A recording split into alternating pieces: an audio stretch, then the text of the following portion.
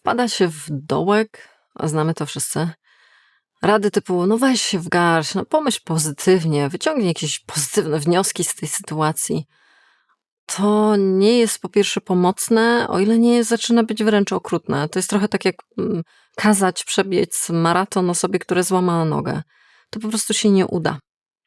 Potrzebujemy jakiejś innej pomocy, wsparcia i pomysłu na to, żeby pomóc sobie i swojemu ciału i swojemu umysłowi gdzieś zaczerpnąć dobrą energię. Jak to zrobić? Dzisiaj opowiem Ci w tym filmie w 2 krokach. Właśnie odniesiemy się do i ciała, i umysłu, żeby to ze sobą połączyć w całość. Zanim to zrobimy, wielkie dzięki za Wasze komentarze, za Waszą obecność tutaj, w ogóle za to, że klikacie gdzieś, subskrybujecie itp. itd. Bardzo, bardzo dziękuję. Podobnie także chciałam podziękować za wsparcie wszystkim osobom, które są na Patronite i Buy Coffee, także bardzo wielkie dzięki za te wszystkie też fajne wiadomości pod tym podpisane. Niesłychanie dużo serdeczności i życzliwości. Bardzo doceniam. A my co? A my wyciągamy siebie z dołka, bo do niego wpada każdy co jakiś czas. Oczywiście, że to jest norma.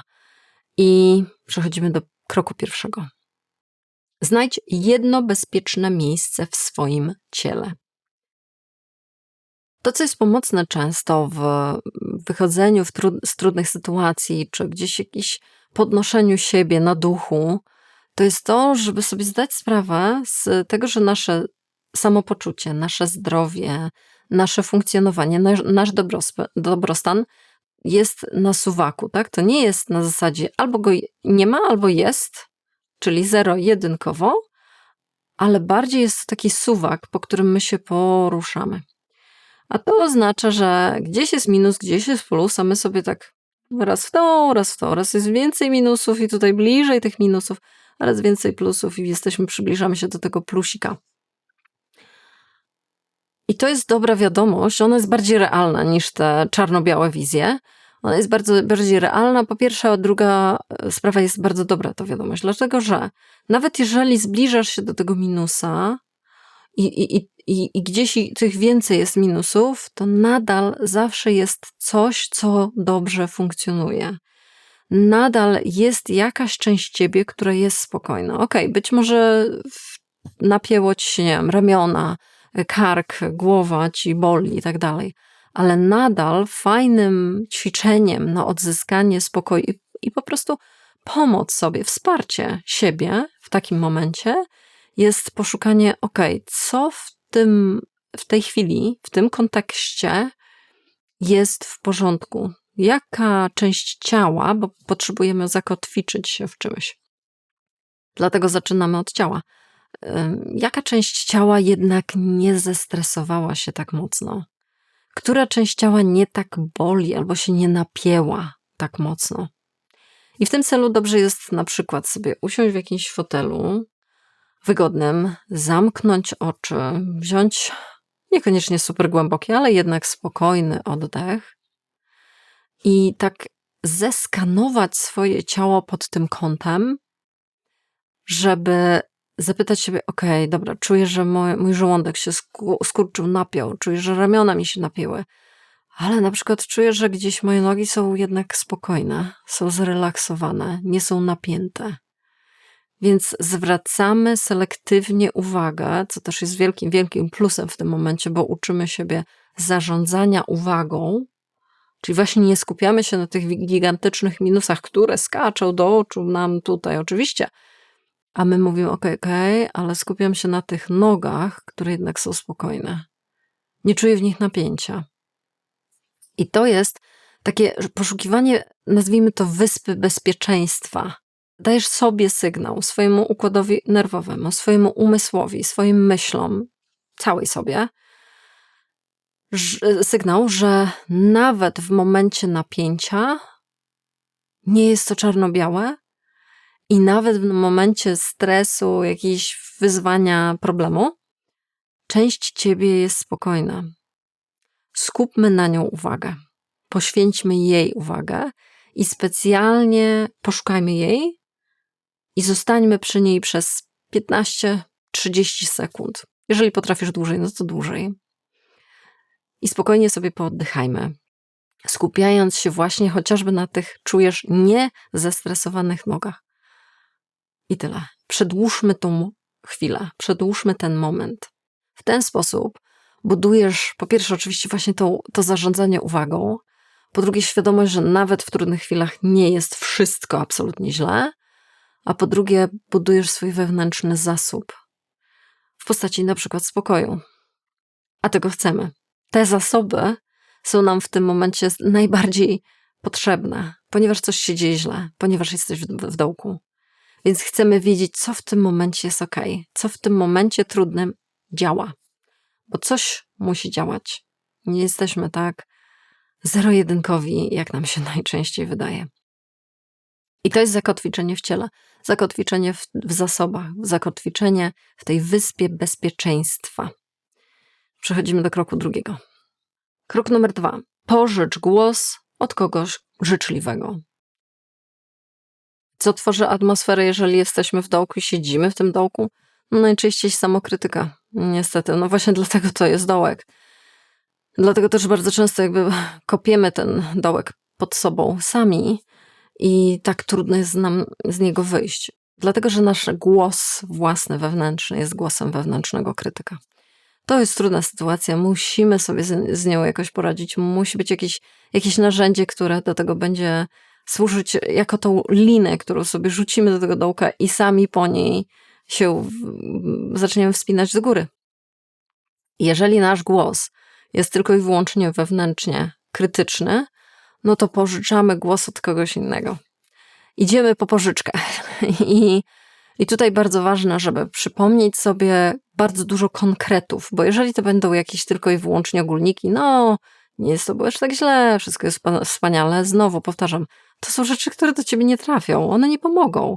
Jeżeli sobie mówisz, nie, ja kocham siebie, w takim momencie twój umysł tego nie kupi, to będą dla niego bzdury. Wręcz może to tylko pogorszyć sytuację, bo zrodzi się opór i tym bardziej niewiara w to, że to kiedykolwiek może być możliwe, że ty możesz siebie polubić. Nie chcemy, nie idziemy w tą w ogóle stronę.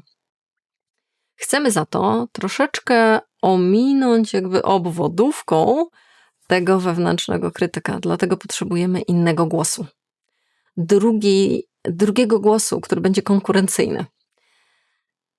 I oczywiście życzliwy. Oczywiście współczujący, ciepły, wspierający. I tutaj wyobraź sobie jakąś osobę, najlepiej którą znasz, która jest dla ciebie życzliwa, która do ciebie podchodzi ze współczuciem, która często jest ciepła i która ciebie rozumie i ostatnie co chce to ciebie zniszczyć, przejechać walcem, a bardziej chce ciebie postawić na nogi, bo jej zależy na tobie. To może być jakaś przyjaciółka, to może być siostra, to może być dziadek, to może być ktokolwiek inny.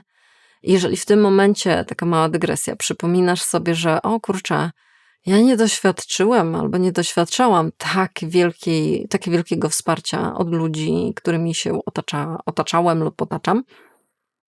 Okej, spokojnie, no to też jest rada. Wyobraź sobie osobę, która faktem no, nie jest realna, nie jest to faktycznie, nie wiem, jakiś przyjaciel czy przyjaciółka, ale może to jest postać z jakiejś fikcji, ale którą bardzo lubisz, do której się bardzo przyzwyczaiłeś i przywiązałeś. Czyli może to jest postać z filmu, może to jest postać z książki ulubionej. Może to jest jakiś mędrzec, może to jest jakaś osoba, która jest niesłychanie ciepła. Nie wiem, no tutaj ktoś się bardzo wierci i jedyne, co mi teraz przychodzi do głowy, to może jakaś Yoda, jeżeli jesteś fanką lub fanem Gwiezdnych Wojen, albo Obi-Wan Kenobi. No, ktoś, kto jest bardzo życzliwy i mądry i spokojny i chcemy takiej postaci, która wyobrażamy sobie wtedy, po prostu używamy siły wyobraźni, że się skupia na nas. I to jest ważne pytanie. Czy to jest osoba z twojego realnego życia, czy z na przykład literacka fikcja? Zadajemy pytanie, co ona, nie ja, tylko co ona by powiedziała mi w tym momencie. Z jakiegoś powodu jestem w tym dołku. Co się stało, co się wydarzyło? coś, jakieś myśli mnie do niego sprowadziły, ściągnęły, co ta mądra, ciepła, życzliwa osoba by do mnie powiedziała. Nie ja, tak? Podkreślam. I sobie wyobrażamy dosłownie, co ona by mówiła. Potrzebujemy konkretów. Jakieś tam dyrdymały takie ogólne, to nie, to ci się nie przyklei do głowy, absolutnie. Dosłownie wyobrażamy sobie, czyli jeżeli to jest twoja ukochana babcia, jakie słowa by użyła, jakich może kiedyś używała faktycznie.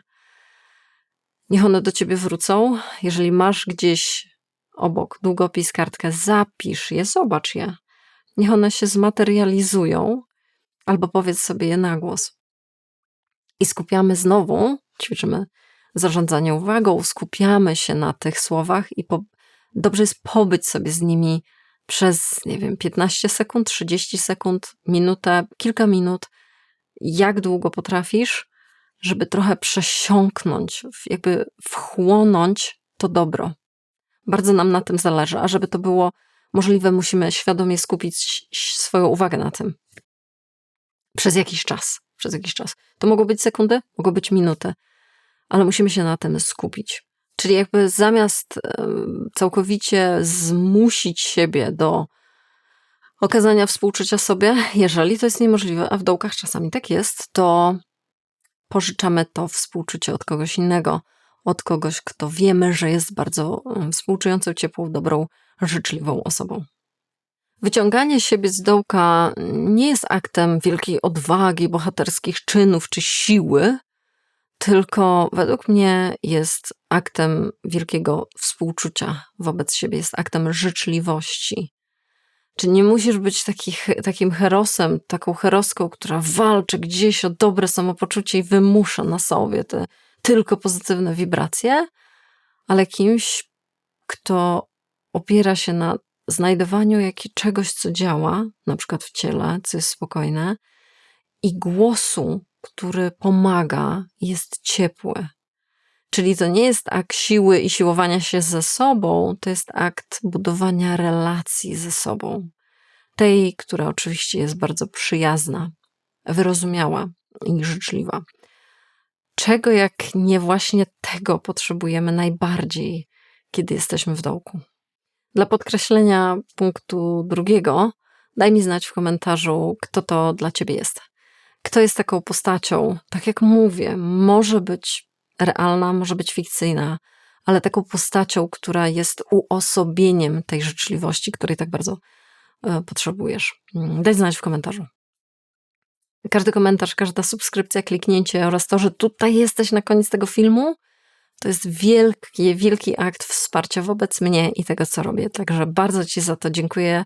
Tak samo jak i wszystkim osobom obecnym na Patronite i Buy Coffee. Bardzo, bardzo doceniam waszą obecność. I cóż, na dzisiaj to wszystko. Widzimy się następnym razem. Do zobaczenia.